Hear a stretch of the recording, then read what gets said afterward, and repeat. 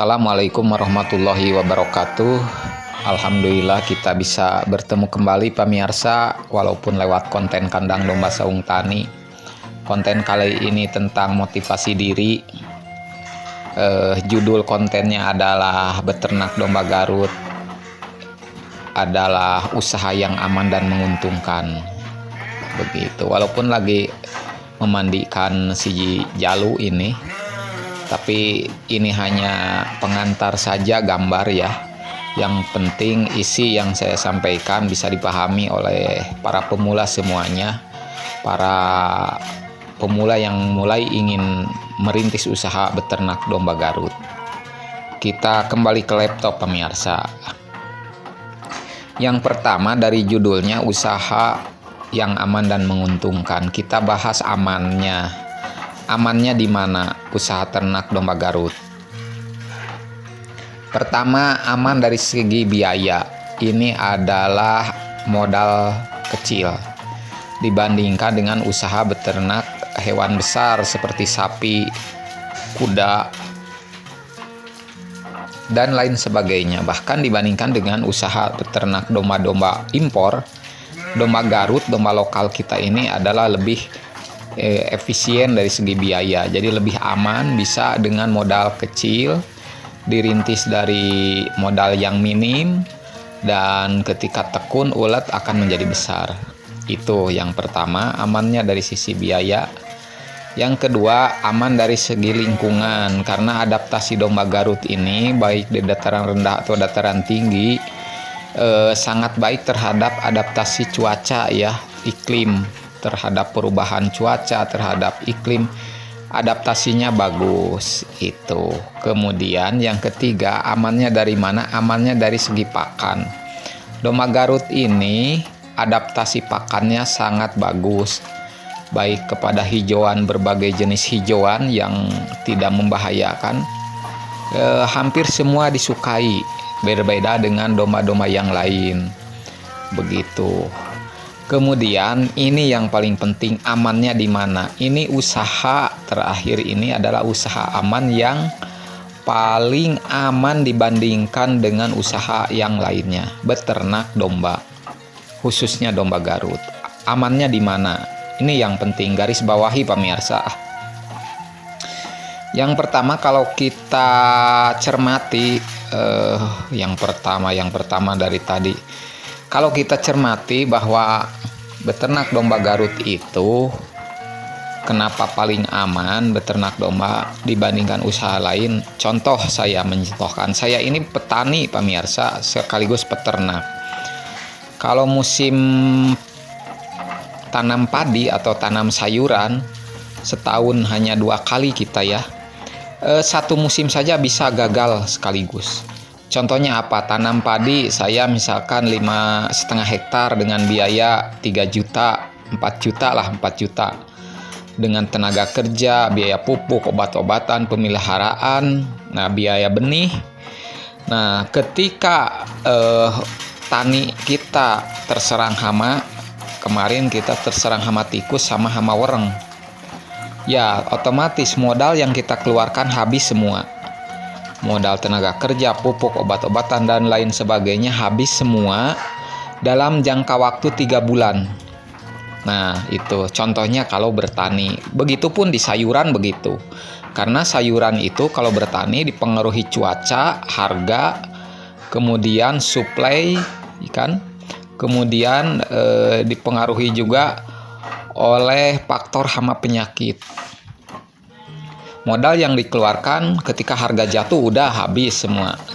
Itu kalau bertani. Begitupun usaha yang lainnya, mau konstruksi, mau dagang, mau yang lainnya, kadang-kadang bisa rugi sekaligus.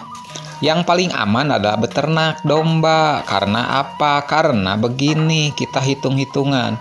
Kalau kita pelihara 10 ekor betina, 1 pejantan, tahun pertama kita oke lah, masih belajar ya, masih belum menghasilkan. Tapi mulai tahun kedua, nah kita sudah menghasilkan anakan yang pertama. Tahun ketiga sudah menghasilkan anakan yang kedua, dan induknya sudah bunting lagi. Dan tahun ketiga kita sudah menjual anakan yang pertama yang dilahirkan pada tahun kedua umur 1 tahun. Sedangkan modal yang kita keluarkan masih tetap ada di pejantan dan indukan. Kalaupun ada margin error, kesalahan, kematian atau lain sebagainya hanya 1-2%. Jadi dari 10 indukan 1-2 mati wajar gitu ya. Karena akan terganti dari anak-anaknya. Ketika misalkan anaknya itu dari 8 misalkan sisanya dalam tahun pertama menghasilkan anakan 2, jangan 2 lah, muluk-muluk kita 1 saja. Berarti sudah keluar 8 ekor kan penggantinya. Tahun ketiga itu anakan yang kedua sudah menghasilkan 16 ekor. Itu kalau dihitung 1.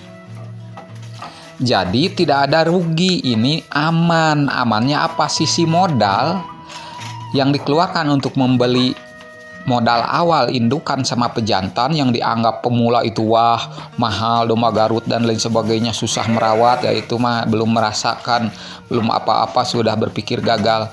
Ya belum merasakan ketika tahun kedua tahun ketiga bisa menjual, ternyata modal itu masih ada di domba, baik di jantan maupun betina.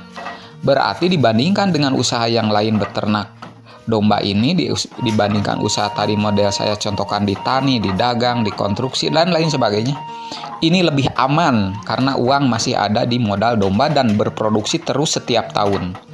Bahkan ada yang bisa beranak sampai 16 kali anakan, berarti 16 tahun pemirsa. Kontennya sudah saya sampaikan, indukan si cepot sudah 12 tahun, itu masih ada di sini, sekarang masih berproduksi. Itu dari sisi aman. Lanjut pemirsa. Yang kedua dari menguntungkan. Menguntungkannya dari apa? Ya dari kelipatannya, hasil breeding, hasil ternak ya. Saya cerita breeding, makanya judulnya beternak domba. Karena tahun pertama bisa menghasilkan dari 10 indukan misalkan satu-satu saja bisa nambah 10. Kalau 2-2 20, hitung dalam jangka 5 tahun. Kalau satu periode saja bisa 10, dalam 5 tahun penambahannya bisa 50. Nah, saya itu bicaranya kalau satu-satu. Anggaplah kalau keluar 2-2, kemudian yang setengahnya misalkan ada sesuatu hal mati karena terserang penyakit, mencret, karena diselap ya, terperosok dan lain sebagainya, atau mati keguguran, lemah. Ya kita hitung satu saja. Berarti dalam 5 tahun bisa bijil, bisa anakan sebanyak pertambahan populasi 50 ekor dari 10 indukan. Begitu. Jadi sangat menguntungkan daripada kita beli motor. Dalam 5 tahun beli harga motor 30 juta misalkan. Dalam 5 tahun harganya paling jadi 15 juta bekasnya. Nah, atau beli barang konsumtif lainnya. Begitu. Atau kita simpan di bank. Yang jelas kita secara syariahnya bagaimana ya. Begitu pemirsa. Jadi sangat menguntungkan. Ini ada mesin ATM yang terus berjalan. Yang kedua menguntungkannya dari apa? Karena penghasil daging terbaik. Domba Garut itu dagingnya merah, gurih. Tidak ada bau amis, bau anyir seperti daging domba-domba yang lain ya. Tidak perlu saya sebutkan, bisa pajarkan promosi domba Garut padahal gitu. Ya, kemudian dari sisi daging, kualitas daging. Yang ketiga dari sisi harga ya. Harga pasaran domba Garut itu akses pasarnya banyak, ada 3 komponen. Pertama adalah komponen pasar daging ya, pengadaan daging. Yang kedua komponen akikah kurban, karena masyarakat pada umumnya sekarang di Jawa Barat khususnya pingin kurban dengan domba terbaik. Ini kan kendaraan akhirat Pak. Kendaraan di dunia saja pingin bagus, apalagi kendaraan akhirat. Rasulullah Shallallahu Alaihi Wasallam menyembelih domba kurbannya yang bertanduk, gemuk, berwarna putih, ada hitam di kakinya, ada hitam di matanya. Yang punya tanduk bagus itu hanya di Garut. Dan Garut akan dihasilkan tanduk bagus, motif bagus ketika perkawinan galur murni antara domba Garut pejantan asli dengan indukan Garut asli. Begitu. Jadi pangsa pasarnya selain daging, satu, kedua ada pasar akikah dan kurban. Ketiga, ada pasar seni, hobi atau fun, itu nilai bonus. Ada nilai estetika yang bisa dijual, mahalnya di sana. Dagingnya hanya misalkan kalau dijual ke akikah kurban hanya 5 juta, tapi ketika mempunyai nilai estetika yang bagus, keindahan yang bagus, nilainya bisa puluhan juta. Bahkan ratusan juta kalau di tempat pamidangan yang tersebar di Jawa Barat sudah populer di sini. Ini akan menghasilkan uang yang lebih bagus, karena nilai hobi itu, nilai fun itu tidak ada ukuran pemirsa. Berapapun harganya, kalau hobi itu ditebak atau dibeli, karena itu adalah aktualisasi diri, kesenangan bagi orang, kepuasan batin begitu. Adanya di mana? Di domba Garut. Jadi kesimpulannya, ya, walaupun kita memandikan domba, ini beternak domba Garut itu sangat aman dan menguntungkan begitu pemirsa. Mudah-mudahan ini menjadi motivasi diri bagi semuanya, khususnya kita semua ya yang menyimak konten Kandang Domba Saung Tani. Jangan pernah menyerah, jangan pernah putus asa, jangan pernah jangan pernah kalah oleh angan-angan dan cerita yang mengatakan bahwa domba Garut itu susah memeliharanya. Kalau susah, kenapa orang lain banyak yang berhasil? Domba Garut itu susah jualnya. Kalau susah, kenapa orang lain banyak yang bisa menghidupi anak, istri, keluarga dari hasil beternak domba Garut? Kemudian harganya mahal. Kenapa mahal dibandingkan dengan barang yang Bapak beli secara konsumtif? Itu lebih bagus, lebih murah ya, lebih baik. Bahkan dibandingkan dengan domba-domba luar, domba impor, ini lebih murah. Domba impor pejantan bisa 35 juta, domba Garut 35 bisa dapat 10 ekor satu pejantan. Populasinya, kesimpulannya bagi peternak pemula itu bagaimana peningkatan populasi dulu. Begitu, nanti seleksinya secara alami. Tapi, untuk tipsnya harus terjun langsung. Harus dapat ilmunya, harus dapat tata cara bagaimana meliharanya, belajarnya. Tidak bisa full mengandalkan orang lain. Kalau mengandalkan orang lain, saya jamin hancur. Karena apa? Karena orang lain itu juga mengandalkan orang itu bisa sakit, bisa ada halangan. Diberi sakit seminggu aja yang ngurus kandang, yang ngarit.